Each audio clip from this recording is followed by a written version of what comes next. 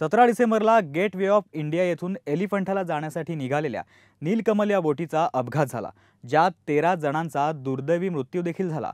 मात्र त्या दिवशी झालेल्या या दुर्दैवी अपघातात उत्तर प्रदेश येथील त्रिपाठी कुटुंबीय थोडक्यात बचावले आणि याचं कारण होतं मुंबईचा वडापाव। त्या दिवशी त्रिपाठी कुटुंबियांसोबत नेमकं काय घडलं जाणून घेऊयात। 17 डिसेंबर बुधवारचा तो काळा दिवस। त्या दिवशी दुपारी साधारण 3:30च्या सुमारास मुंबईच्या गेट वे ऑफ इंडिया येथून एलिफंटाला जाण्यासाठी नीलकमल नावाची बोट निघाली।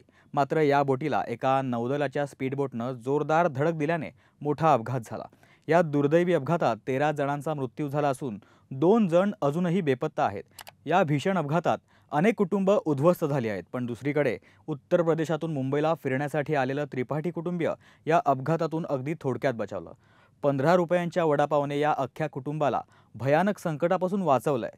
तर झालं असं की मुंबईला फिरण्यासाठी आलेल्या त्रिपाठी कुटुंबियाने एलिफंटाला जाण्यासाठी नीलकमल या फेरीबोटीचं तिकीट काढलं होतं, पण ऐनवेळी त्रिपाठी कुटुंब बोटीत बसायला जाणार त्याच वेळी त्यांच्या कुटुंबातील लहान मुलांनी आई अंजली त्रिपाठी यांच्याकडे वडापाव खाण्याचा आग्रह धरला।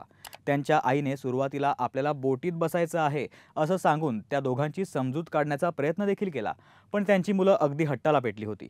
म्हणून आता मुलांचा हट्ट पुरवण्यापलीकडे आई वडिलांकडे दुसरा कुठलाही पर्याय उरला नव्हता।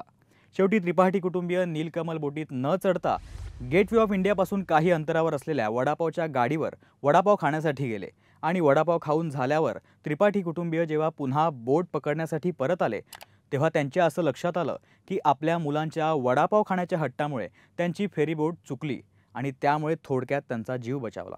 या घटनेवरून असं लक्षात येतं की त्यांचा काळ आला होता पण वेळ आली नव्हती। तुम्हाला जरी माहिती आवडली असेल तर लोकशाही फ्रेंडलीच्या डिजिटल प्लॅटफॉर्मला लाईक करा, शेअर करा आणि अर्थातच सबस्क्राईब देखील करा।